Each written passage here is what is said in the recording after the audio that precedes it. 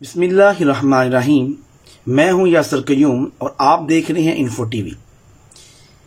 चलें दोस्तों, सऊदी अरब चलते हैं जहां से मिली है हमें नई अपडेट।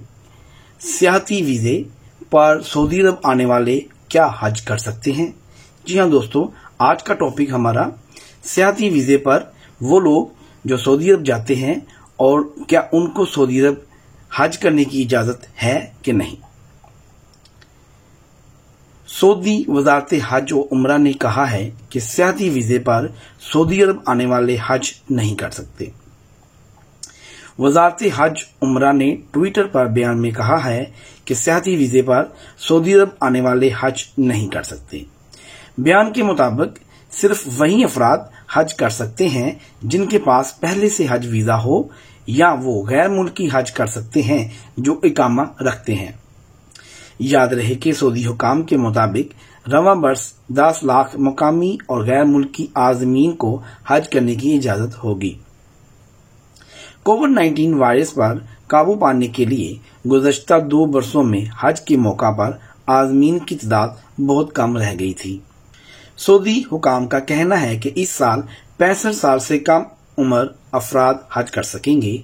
तमाम आज़मीन को सऊदी अरब रवानगी से 72 घंटे कबल कोविड-19 का नेगेटिव पीसीआर टेस्ट करवाना होगा।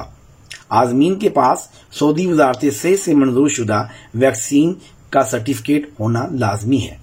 सरकारी अदाद-ओ-शुमार के मुताबिक गुज़श्ता बरस 60,000 अफराद ने फरीज़ा हज अदा किया था।